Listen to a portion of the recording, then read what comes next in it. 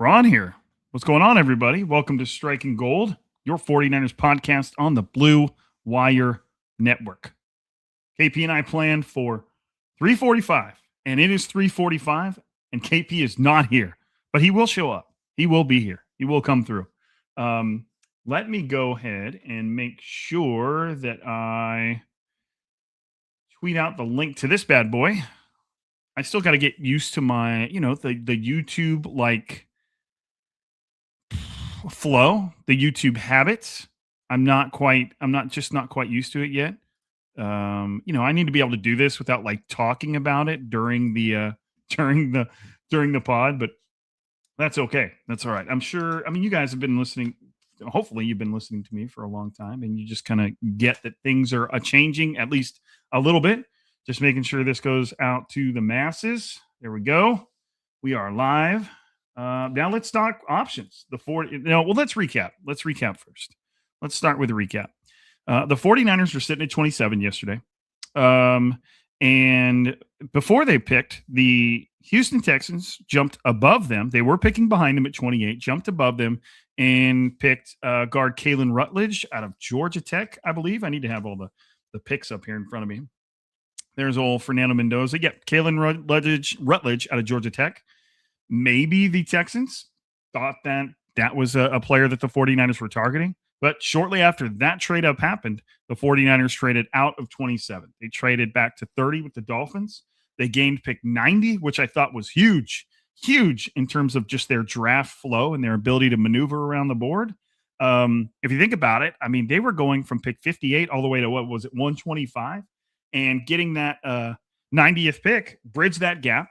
And it gives them the ability to kind of move around a little bit. You know, they could use that third rounder to drop back. They can use it to move forward. They can use their fourth rounders to pair with the third rounder, move up. They can pair their fourth rounders. They can feel more compelled to pair their fourth rounders with the second rounder, the late second. It was just a very, very smart move that kind of, in my opinion, completely altered the way the 49ers have to approach this draft. I thought it was very smart. They did another shortly after that. What was interesting, I believe, let me see. The 49ers traded back to 30, and then the Patriots traded up to 28 in front of both the Chiefs and the Chiefs traded too. Did they not? It shows the trade logo here. But anyways, the Patriots traded up in front of the 49ers, who were at 30, and took Caleb Lamu, tackle that was continually mocked to the 49ers. So I wonder if that's two times. Ooh, KP's here. He's putting his headphones in. I'll let him get ready. I'll let him get So that was twice that a team jumped ahead of the 49ers to take an offensive lineman. I don't know if that's coincidence. I don't know if that's because, they bought into the mock drafts that were basically continually putting Caleb Lomu and an offensive lineman to the 49ers. Because if it wasn't Caleb Lomu, saw a lot of Maxi Honators. He went much earlier. So that's where we're at. The 49ers then, after that trade up by the Patriots, dropped out of 30 to 33. Now, when it came to that trade, they only got a late fifth rounder in that trade. KP, if you can hear me, just text me when you're ready to roll. And there was a little bit of talk about the fact that it wasn't great value, but at the same time, I realized that maybe let me put this here. Let's get KP in here, then let's do that there. I realized that maybe the 49ers were willing to accept slightly less value on that trade to place themselves at pick 33, which is one of the most coveted. No, I mean, it's not a first round pick, but it's one of the most coveted draft picks we see in the entire draft process, is that first pick in day 2. And the 49ers have it now, and they've been fielding calls all day, probably even last night. And Adam Schefter recently tweeted that the 49ers had been having conversations about trading out of that pick, but there was nothing that had enticed them. That was the last I've heard. So now they're sitting at 33 with a bevy of just fantastic options. We've been talking about it all day. That's been the talk of the town. Who's the guy you want the 49ers to go with? What's funny is, and KP has this text too, I texted 3 people. I texted KP, I texted Crocker, I texted Chapman. And, okay, so Crocker wants them to take Emmanuel Pregnon, guard out of Oregon. I know that Peacock of the Locked On 49ers podcast that's with Crocker wants them to take Cassius Howell. I know that Chapman wants them to take wide receiver Denzel Boston. I know that somebody like Brad from SF Niners wants them to take defensive end Zion Young. I think I'm still Denzel Boston, but I started watching Emmanuel McNeil Warren today, and he's a fun. Like, I should have watched that earlier. I didn't think they'd find themselves in this situation, but he's a fun player. Like, I told Crocker, KP, you can tell me if this, now that you're here, welcome, by the way. Emmanuel McNeil Warren looks like Fred Warner playing safety that never had to bulk up to play linebacker. Like, he's tall like Fred. He runs like Fred. He punches the ball out like Fred, which is awesome. He just, like, the way he plays safety, and he still makes plays in coverage. He's got this cool blend of enough speed, to play the free safety type of position. I'm opening up a Croc sent me a text that I just absolutely love that I'm gonna have to read here. Hopefully he doesn't mind, but KP, talk to me, man. What do you, I know we talked a little bit about him yesterday. What's your read on Emmanuel McNeil Warren? And do you think he would be a good pick here? Your team, Chris Bell. That was another submission to the Who's They Take it 33. But what would you think if they went safety? Well, Ian Rappaport just said the 49ers are getting action at number 33, and and after that pick, all eyes are on the Cardinals. And Jeremy Fowler also said the same thing. So these national reporters are hinting at the idea that the 49ers might not even pick at number 33. I heard you talking about this, by the way, since 2022, I believe, number 33 has been traded 3 times. So it's been active. The offers have got to be good. Yeah, no, I actually, if you go to Niners Nation, it's on there with all the different offers that the teams had received or did receive. As far as Emmanuel McNeil Warren goes, I think this is a good spot for him, just because we're at the point where now you just want players who know how to play football, players who can excel at what they do. I think the reason he fell out of day one is because he played a very specific role. That's funny. He played a very specific role and was tremendous at it. He did not, though, do the other things like free safety. He didn't drop down in the slot and play man coverage. He was basically playing that underneath strong hook zone, anywhere between 15 yards or as deep as 15 yards, but normally closer to the line of scrimmage. So because of that, I think you have a little more questions about the versatility, and you're playing guessing games on whether he can do all these other things or not. So he's probably more of a day 2 guy because of that. I also don't think he has that second gear where he can, just make up the recovery speed. So it looks good because he has tremendous instincts, like really, really good instincts. Like he does. He's a smart football player. Yeah, he's a smart football player. You mentioned the peanut punch stuff. That dude is always around the ball. In every game, it seems like he's either creating a turnover or on the or on the brink of creating a turnover. So I wouldn't mind him at all. But as you said, I think Chris Bell's in a different tier than McNeil Warren. I don't blame you with that. I think Chris Bell's a first round wide receiver that tore his ACL and is sitting where he's sitting right now. And he's only available to the 49ers. Not that they're going to pick him, but he's only available to the 49ers because of that torn ACL. Correct. I think he would have probably been, like a top 15, top 20 guy. So anyways, Crocker wrote me this. We were talking about Emmanuel McNeil Warren, and he said, I'm going to say something kind of controversial, but being a rangy single high safety is a little overrated. Most likely in the NFL, you aren't making the play on a ball thrown to the sideline. The bigger impact from single high is being instinctive on throws underneath and being able to make a play on it from a single high position. I believe he has the ability to do that. Now as a 2 high safety, he's very instinctive and has legit coverage skills. Even has the ability to play man. He's my second favorite safety in this class. Keontae Scott is my favorite, but I lean towards coverage guys. EMW's physicality is just a plus to me. So I thought that was a good point. And he said, then I replied to him talking about, I thought he was a smart player. And he said, on my first watch, I really liked him, but felt like he played more off just his raw athletic ability and wasn't very technical. And then when I watched more, I saw the instincts kicking. So he's a good player. Where it's more he's playing on technicality and understanding his job more so than relying on his physical gifts. Here's a good comment from Adam Sylvia. Nice to put a face to the voice, Rob. Hey, happy to see you. Glad you're here. Are you not concerned with Boston's lack of separate? He doesn't care about your face, KP. Just letting you know. No one cares about it. Understood. Are you not concerned with Denzel Boston, wide receiver out of Washington's lack of separation at the NFL level? Would you be upset if they move back further?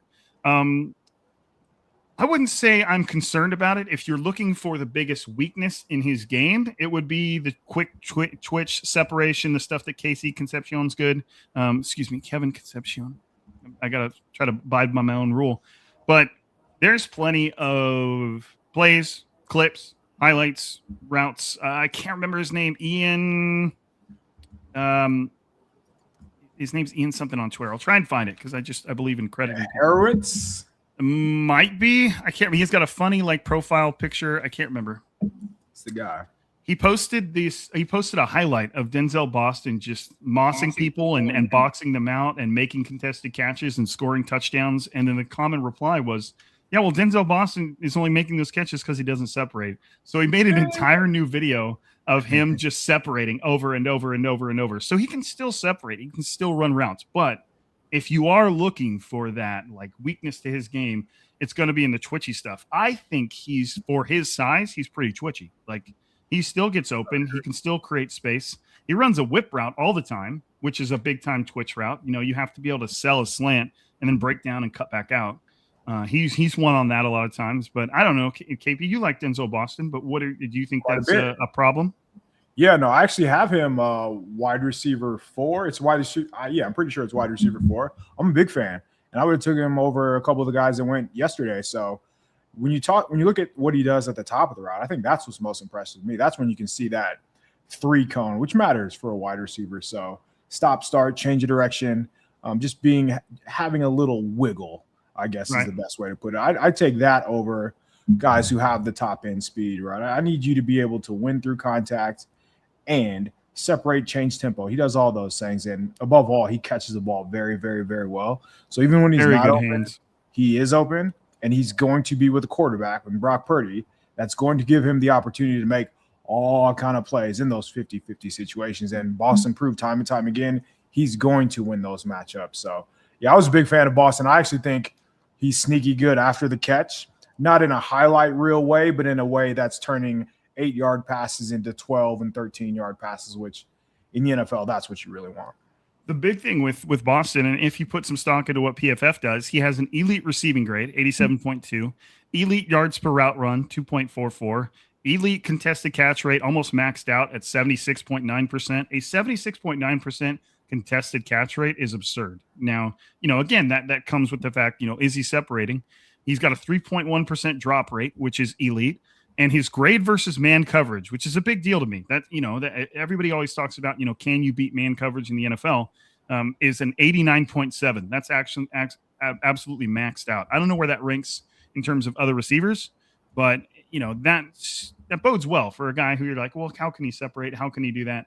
How can he do in that regard? He does pretty well. What are some of the other options you got here?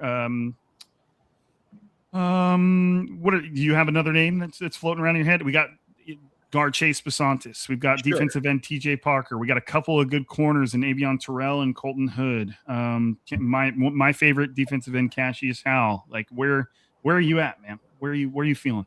I mean, the medicals must be pretty telling with Jermod McCoy if he's still available here. Looking at the consensus big board, a lot of people had him as a top 15 player. Yeah, he's way up there. That same board had Boston at 20. So maybe those of us on the outside do not know what we're talking about. That's probably one of the biggest things we don't get is teams have in-depth medicals and we obviously don't get any of that. It's private. It's not, people will not just in-depth medicals. They get to sit down with these kids and have conversations. They get to look into their background, see how they treat people. To me, it matters if you talk crap to the janitor. So that's a great expression. Yeah, knowing how to treat people matters, and that speaks volumes about your football character. So Jordan Schultz said the 49ers are picking, no trade, sources say. Okay, so that is the last time I am going to check Twitter. I'm going to put it out of here. If you're in here, don't tip the pick in the comments. It's the first pick. I just want to make sure that no one else. There's some people care about it, some people don't. I'm not trying to be a get off my lawn type of guy, but it is 4:00. Draft is starting. We're not going to have to wait long. The 49ers are sticking and picking, which is shows they have conviction. about the guy they're going to take because Right. they undoubtedly fielded multiple offers, and none of them were good enough to take. So I'm interested to see where they go. You're okay. So you want Chris Bell, and that would be exciting for me. I would jump up out of my seat. I mean, I just think he's the best player available. Right. Who do you have a prediction? What Chris do you Bell. think? Oh, okay. So you're doubling down. You're on both. Yeah, like I would take him just because he's best player available. I also would take him just for the fact that you're looking at 2027. Maybe the wide receiver room is going to look different with Kirk and Evans. Oh, right. 2027, we might have a different opinion about Ricky Pearsall. So all of those have to matter. And then you look at, what about Jacob Cowing? So what about Jordan Watkins? Like, what if they don't turn into anything? So you need a wide receiver. Based on where they were picked, and this is not, I'm not hating or anything, but the odds of them succeeding are against them. They're not good based on where those guys were picked. And obviously Jacob Cowing had a lot of talent, but has struggled to stay healthy. Apparently suffered hamstring injury after hamstring injury after hamstring injury, trying to come back from a hamstring injury that is suffered on the first day of training camp against Air, which is heartbreaking for him, man. Yeah, I mean, that's tough. But part of the reason that you bring those up is why I say Bell. Bell's 220, he's plus 220. All those guys are like sub 190. So right. like they're getting an NFL body that realistically, I know he's coming off an ACL, which is mostly freak accidents, should be able to sustain health in the NFL, especially with his style of play. Well, and you mentioned the status of the 49ers receiver room. You've got Mike Evans, who everybody talks about it like it's a 1-year deal. It seems like it'd be very easy to make it into more than that if they want to. You've got Christian Kirk, 1-year deal. You got Ricky Pearsall, struggled with injuries. Immensely talented. I love his fit in the offense and how he works, but he's got to stay on the field. And then you've got Jordan Watkins, and then you've got Jacob Cowing. There's nobody there that you can really count on for any long-term future. So it wouldn't surprise me at all if they went receiver because there's not a lot of growth there. Vic, how's it going? He said, "What up, Rob? What up, KP?" And then Michael said, as flashy as wide receiver would be, I still feel they'll go D-line or safety with this one. Emmanuel McNeil-Warren is the best player on both the consensus and Dane Brugler's board, other than cornerback Jermon McCoy, who has serious medical concerns. So you could call him the best player on the board. I certainly wouldn't be opposed to the pick. He's an immensely talented, very unique player. Like I said, it's high praise, but Fred Warner is a very unique linebacker. Most linebackers are not like Fred Warner. They didn't come like Fred Warner. He's a big dude. And for some reason, when I was watching Emmanuel McNeil-Warren, I was like, this just looks like I'm watching a skinny Fred Warner that didn't have to get big. Wouldn't surprise me at all if they went Chase Besantis or Emmanuel Pregnon. Like that's it just kind of speaks to that. Like, oh, let's just trade back as many times as we can, and then we'll take our guy. We'll get our guard that we want. And he would theoretically step right in at left guard. And KP, I said this to Croc too. Do you think taking somebody like Emmanuel Pregnon, who's seen as a big, nasty, experienced guard, like is that the quickest step to kind of like matching up with Seattle again because of their defensive front? Where would you go if that was your goal, is to like get on par with them again? He's on the older side. So with that in mind, I don't know how much better he's going to get than what he is now. And if you look at his past before he got to Oregon this last year, he was kind of bouncing around, which I don't want to say it's a red flag, but like, why wasn't he able to stick at a bigger school? And obviously Oregon's as big as it gets. So I just have questions like from the age prospect, which is nothing that he can control. I think I always forget how to say his name, Chase from the Aggies. Chase Besantis? Besantis, yes, is just far and away a cleaner prospect. And I think he's more of a plug and play, and you don't have to worry about what's going to happen just because he showed you who he was at Texas A&M, and there aren't a lot of ways that he lost. So I think that's going to continue in the NFL. I think he's going to be a very good player. I would have no problem taking him at 33, honestly. Right now, I mean, there's a ton of great options. I could see them going a lot of ways, which means they won't go any of those ways. The 49ers are on the clock officially right now. They have 6 minutes and 8 seconds left on the clock. I'm watching the live stream all day to think about it. There's no reason we should be taking the entire clock. Right. And then we've got Michael confirming, and I saw someone else, but Schefter says they're staying at 33 too. So that's coming from two different people, Schefter and Jordan Schultz. So we are expecting a pick here, which is interesting. One of the things I put on Twitter earlier, one of the reasons I could have seen them taking a trade back, and this is just in my own opinion, my top 5 for them right now is Cassius Howell, defensive end Cassius Howell, wide receiver Denzel Boston, safety Emmanuel McNeil-Warren, and interior offensive linemen, Chase Besantis and Emmanuel Pregnon. So with 5 players sitting there that you would theoretically take, at least to me, old Rob here on the Strike and Gold podcast, you would entertain trade offers. But if the 49ers entertain trade offers and never got anything to move them off that spot, that means, they really like the guy they're about to take, which is exciting. I need to now get off Twitter before I spoil his pick. 49ers just sitting. Look at them. It's Kyle Shanahan, John Lynch. They're just sitting there, relaxing. Man, the clock's ticking. Just punch it in. It in. Jed York. Did Jed York fire off a cryptic tweet? We're gonna have to rely on the comments for that. I don't want to check Twitter again. I don't want to have the pick. We're saved by the bell. If anybody sees a cryptic Jed York tweet, corny cryptic Jed York tweet, let us know. It's gonna be a picture of the Saved by the Bell cast. Oh, man. Could you imagine? I'm going to smack this mic and stand up. It would just be exciting, man. It'd be an exciting, edgy pick. Who do you think it's going to be? Man, you're making me guess? Yeah. I'll go with the safety. I'll go Emmanuel McNeil-Warren. I mean, I'm trying to think of what they traded out of the first round. Here's a good topic while we wait.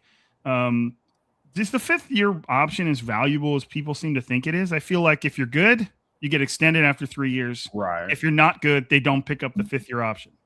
I think it's more of, and we haven't really discussed this, and I think it's a fair argument. In my mind, if you really like a guy, you should just take him so you have that 5th-year option. But would you rather have a 5th-year option or a pick in the 5th round and a pick in the 3rd round? I think that's a pretty easy answer, just so you have 2 more swings at players. Right, and the 49ers have been pretty good in the later rounds. And another benefit of the 49ers trading out of the first round is they've been bad in the first round. Well, now they're not in the first round, so now they've got that monkey off their back. Got them right where you want them. We're now at Daniel Jeremiah's best available wide receiver Denzel Boston, wide receiver Jeremy Bernard. He's got him ranked really highly. I like that. These are just wide receivers. Never mind. Come on, man. Nobody wants to see that. Give me the whole thing. 3 minutes and 10 seconds left on the clock. The 49ers have had 20 hours to think I have no idea. The 49ers are taking more time to make this pick now than the Raiders took to make the number 1 overall pick, which I'm now going to hold against them for just being petty. Anybody in the comments have a prediction, have a wish. It doesn't even have to be a prediction. It could be a wish. It could be a one or the other. There's Jed York. There's a bunch of kids in there. Everybody was bring your kid to work there. Yeah, see, that's cool. They don't even know where they are and how cool it is that they're there. You know what I mean? This kid's hanging out. They're just like spinning around in their chairs. Yeah. Yep. I'm like, you're in the draft room of an NFL team right now. Just happy they didn't have to go to school today. Right. Hell yeah, man. And this is coming from a teacher, man. Getting a Friday off, that's fantastic. Yeah, that's actually big time. My receiver, Chris Bell, man, that would be different. Wouldn't mind Emmanuel McNeil-Warren. Like, whoa, why'd they do that? Oh yeah, that's a good question. I'm not trying to insult our regulars here. Linebacker Jacob Rodriguez, that would be interesting. Corner would be interesting to me. It's not that I would not like the pick. It would just be like, okay, you're kind of investing in a position of strength, but again, John Lynch kind of talked about going best player available. Pick is in. Madison said McNeil-Warren. Hopefully she's not spoiling the pick for me. If she is, then her offer to run this channel's TikTok is officially revoked. I think she just asked. She's answering your question. Like, who would you? Okay, there we go. I'm just making sure. Okay, the pick is in. Somebody read it. John Lynch is on the phone. Hopefully there's somebody on the other phone. You got a dog, coach. One of the best draft. Jermon McCoy, man, that would be a swing. a cool kind of swing, though, right? It is. It is. It is. Not that the 49ers should necessarily be dabbling. Remember that quote from another player on another team's front office? It said the 49ers have to worry about injuries because they always deal with injured players. So then the 49ers draft Jermon McCoy with their first pick. Pick is in. It's sitting there.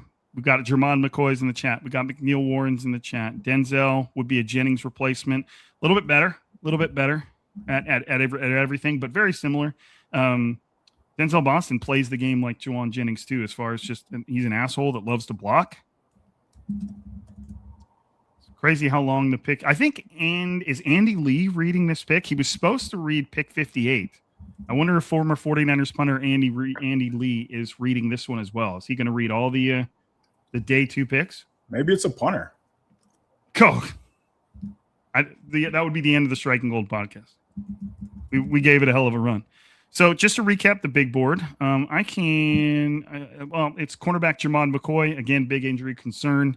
Then you've got safety Emmanuel McNeil Warren, wide receiver Denzel Boston, cornerback Avion Terrell, cornerback Colton Hood, defensive end TJ Parker, defensive tackle Caden McDonald, interior offensive lineman Chase Pisantis, defensive end Zion Young. Here is Andy Lee to read the pick. I got the volume turned down. I'm not going to turn it up. I'm going to wait until I see the name, and then we shall react. You need me to scream the name? I don't want to blast everybody's eardrums. I'm a loud dude. Last name Lowder. I had to do something. Andy Lee looks like he's talking smack. Again, I have the volume turned down just so it's not in everybody's mics. I'm so glad. They're finally making a selection. This is incredible. It's just incredible. Still reading. Haven't changed the text. Deshaun Stribling. Wow. God, I love it. Right. Wow. So KP, I have this player, you got to lead off. Yeah, I have him wide receiver 6, and I have him ahead of Lemon and Cooper. In my mind, like I wrote that today, comparing just like wide receivers over 200 pounds, that Stribling is the most Shanahan McVay type receiver in the NFL draft. Like he just plays so hard. He's very fast. And I'm not surprised that Shanahan values him because of everything that he did this past season. So in that little player comp that I was doing, I was trying to compare like athletic attributes to like players in the past. Like how has that profile worked out in the NFL recently? And this actually spit out Stribling is a lot like Christian Watson. So take that as you will. I likened it to, imagine if Watson was the guy doing the dirty work all the time. Like he was the primary blocker on screens and he was the point. Like he's, when you're in trips and you're the point, you are in charge of that play. Basically, the coach is relying on you to do the dirty work so the screen guy can do the yards after the catch. And the 49ers talked about their wide receivers really struggling last year to block. He's an absolute dynamite of a blocker. And I know nobody wants to hear that, but they couldn't run the ball last season. So that is very big. His usage as a blocker really told me that he was going to be like, that's the kind of player, that's the kind of style that Shanahan would gravitate toward. But he's also a downfield threat, and he averages over 7 yards after the catch. He can turn an underneath route into an explosive play, and you see that 4.36 speed play out very, very quickly. 811 yards on 70. He caught 74% of his targets, 6 touchdowns. I like him a lot. So, like, it might seem like a reach, and it probably is. But to me, Stribling was a second-round player. I had him wide receiver 6, as I mentioned. So, don't really feel like it's a bad pick. It might not be the greatest value, though, where you're at. Yeah, same. I mean, he's a guy that we like. I grew to love throughout the draft process. You talked about him. I heard other people talking about him, so I started watching him. And I was honestly surprised that he was probably valued where he was. You're talking about a guy that's over 6'2", 207 pounds, so closer to the mold of Chris Bell than we were talking about. Like a bigger, solid wide receiver. Ran a 4.36 with a 1.53 split. 1.53 is pretty good, right? I don't know where it ranks. Off the top of my head, I don't know either. I can look it up real quick though. 36-inch vertical leap, 10.7 broad. The Dane split is Brugler, 65 percentile. Okay. The broad jump is 82nd percentile. The 40 is 91st percentile. Yeah, so I mean, he's a freak, 100%. He would probably. I don't think Dane Brugler did his freaks list this year that I saw. He would probably be on it if he was.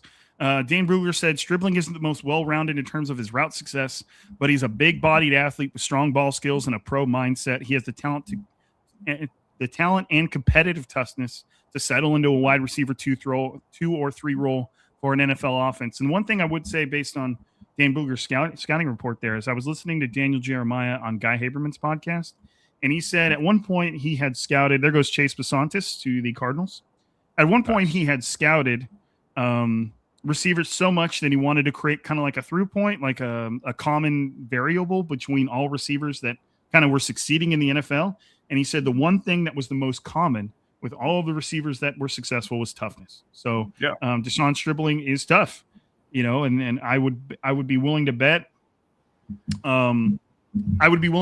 that things go a lot differently in the pros. Definitely in terms of value, that's it's a significant reach. And as we know about the 49ers drafting, they like to reach. They have their own board. They don't go by anybody's trends. They have their own ways of thinking things. Deshaun Stribling on Dane Brugler's board was 67th. And let me see. I could try and find him on the consensus, but I'd have to hit a little Control F here so I don't go bobbling. Got to go down. He is 96th on the consensus board. That makes sense. I kind of disagree with that. I don't see how he would be 96. I can see if you're closer to late 50s or 60s, but again, I'm reading my notes, and these notes are from February 10th, 2026, when I finalized my grade for Stribling, which was a late second. I have looks like a day one player, but it's not late second, it's actually middle second. Looks like a day one player, but his age limits the ceiling. How old is he? I think he's going to be 23. He turns 24 in December. Okay. Yeah, he's 23.3 right now. So exciting that they went receiver. Again, we were just talking about before they made the pick that there's zero long-term viability at receiver. There's zero predictability. I mean, Ricky Pearsall could turn things around. They don't know what they have in Jordan Watkins, Jacob Cowing. Madison Daniel said, did you catch Shanny's face when they flashed them after the pick? He didn't look happy. That would be interesting for Shanahan not to look happy, because to me, if there's a driving force behind a wide receiver pick, it would be Shanahan. Those are his. Who else is in charge of the wide receiver picks? Right. That's his wheelhouse. So, yeah, I mean, there's going to be a lot of people talking about how big of a reach it was. And if you're going off consensus, if you're going off other draft analysts, it was a huge reach. And that's just another one on the list of huge reaches for the 49ers, almost all of which have not worked out. Now, I'm not trying to start things, Deshaun Stribling standing here as a 49er off with the negative vibes. That's just kind of where this fits into the story of the 49ers so far. They liked him over Denzel Boston. They liked him over Jeremy Bernard. They liked him over Chris Bell.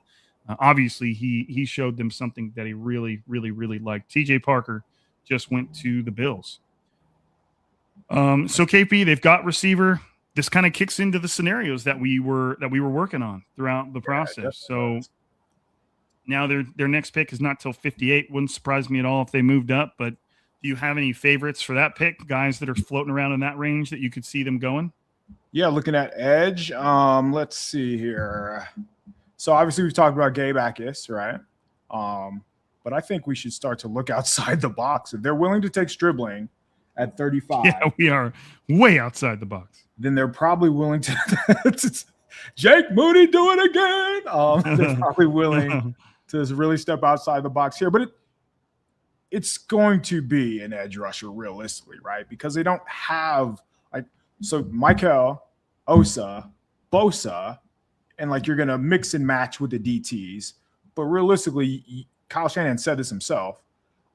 They were talking about how Michael is going to be their prototypical 3 technique, or that was the plan when they drafted him. So if that's the case, even with the addition of Osa, they're probably going to need somebody else to stand up on the outside. And that's where you come into these undersized. Does Cassius Howe really fall that far? Like, are we going to see, like Parker just went, are we going to see a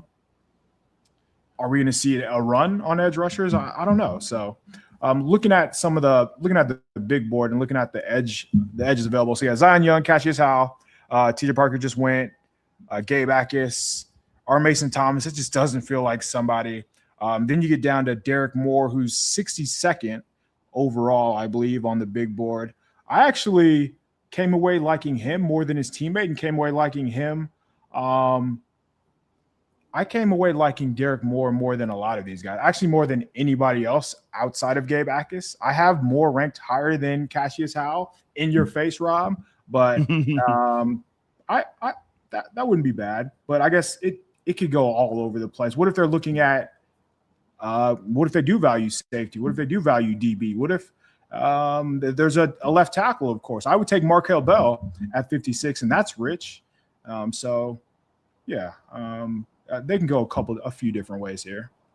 Quarterback Traden Stukes out of Arizona State or Arizona. I always get the two confused, but that's a corner safety that is on really high on everybody's radar. Somebody the 49ers could go with. He's 50. He's on the same position, 57th on the consensus and 57th on Dane Brugler's big board. That could be somebody they go with if they stick at 58, if he lands there. I think, didn't Crocker say his favorite safety was Keontae Scott? Is that what he said? Yeah, I thought he was more of a nickel. So that's why I kind of fell off and fell back from him, just because I didn't think just when I saw anybody play slot, I'm like, oh, Upton Stout, probably not going to take him. Right. So, now that they've gone wide receiver, you can kind of just cross that off the list. Doesn't mean they won't double dip later. They could even do it in this round if they feel like somebody fell to them. But I would expect defensive end coming up with the next pick. That's just where, like you said, that's where their needs are. Why am I drawing a blank? Who retired? Who just retired? The pass rusher for the 49ers. Oh, Bryce Huff. There you go, Bryce Huff. I've already pulled him out of the memory banks. Just retired. It doesn't matter. They've got Nick Bosa coming back from injury, Michael Williams coming back from injury, and Bryce Huff retired. You got to get somebody to run that edge. I'm assuming they're going to feel like they have to go pass rusher with this next pick.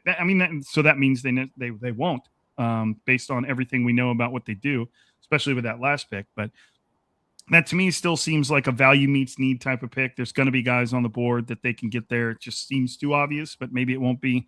And now, again, I was so primed for them not to have this, but now they've got a third rounder too. They got pick 90, and it wouldn't surprise me at all if they don't pick at 58 or 90. They might feel like they can ditch one of those fourth rounders, ditch that fifth rounder they just got, and start moving around the board a little bit. Yeah, interesting. 49ers keep it interesting. All that time, my buddy Kenny texted me, who's a big draft guy, the Dallas Cowboy fan, and he said, man, the 49ers panicked. That's like 2 rounds too early. And I'm like, there's no way they panicked. They had a 24 hours to think about who they wanted with that pick. And they got all kinds of trade offers from, reportedly to move off that pick, and they would not move. And there's going to be a ton of people that say Deshaun Stribling would have been there at 58. Maybe he would, maybe he wouldn't have. Maybe the league feels differently about him than your average fan or draft analyst, but they went with their guy, a guy that they were willing to stick there and pick, despite the fact that they were getting a lot of trade offers. So, KP, you got any other thoughts about the pick? No, I'm just reading through my notes, and I want to make a cut up so people can kind of see what I see when I say like he's the most Shanahan McVay. He plays his tail off, man, and that's really what they need. They don't need guys half-assing it when it's on run plays. They don't need guys jogging. They don't need guys struggling to run away from people on crossing routes. Like, that was a pretty big issue. If you watch them against Seattle in Week 18 too, it was bad, man. Like they really, really struggled to just create separation, to give Brock an opportunity. So I think that Stribling is the best version of what they could have gotten, and not in this area, but just that type of wide receiver. And he's a tier below. Probably 2 tiers below Bell for me, but obviously the injury, you don't want to play that risk. And him being this age, tells me the 49ers are looking at somebody who can play right away. And he did play the year before at Oklahoma State quite a bit too. And he was involved in an offense where he had to do a lot of things. And clearly Shanahan loves that Ole Miss offense because this is the second year in a row he went back. I think it just tells you that, what they look for in a wide receiver comes from that. So not really, but as somebody who watched and has been hyping up Stribling like behind the scenes and discords, I'm not too surprised by this at all. Right. Yeah, interesting. I like that they went wide receiver. It's a position that needs it. It's not nearly as set as it. You think Christian Kirk, you think Mike Evans, you think, okay, they don't need a receiver. Well, neither, Christian Kirk 1 year deal, Mike Evans could be a 1 year deal. Ricky Pearsall needs to stay on the field, so they had to get a guy. And Deshaun Stribling's skill set kind of would say he'd be able to play right away. He's just that type of dude. Again, big, physically imposing, powerful receiver that's got big speed, so we'll see how the 49ers plan to use him. What I like about Deshaun Stribling's speed is he's not like just a deep threat guy. He does a lot more than that. So having that in your toolkit, but still being able to do the other things. But KP, what do you say we get out of here, take a short break? That's 40 minutes, and we'll come back. We plan on coming back for 58, right? Yeah. And we'll if the 49ers straight up and we can't get on here before they make the pick, then we will get on here live and break down the pick and the fit. And then there will be one more time to do that later in the third round when they pick at 90. So, and that'll be a busy day too. We came into this. We're talking about the 49ers acquired Kayvon Thibodeau. I know, man. Wouldn't that be something? They don't even make a draft pick, but hey, everybody that was hanging out, I appreciate it. We are going to be back on. We will be back on the plan is shortly before 58. Unless the 49ers straight up, then we probably won't be able to jump on here before the 49ers make the pick. We can try, but it'll be on here to react to that pick, and then we'll get back on here for the third round. So I appreciate everybody for hanging out. I don't really like booting the people that are in here hanging out off to the wayside, but there are still 20 We'll be picks. back. Yeah, we'll be back. There's still 20 picks between now and 58. So we will be back. Keep a lookout for it on Twitter, and just be prepared to, when that 58 rolls around, to jump in here and hang out with us. Appreciate you guys. Thank you for hanging out.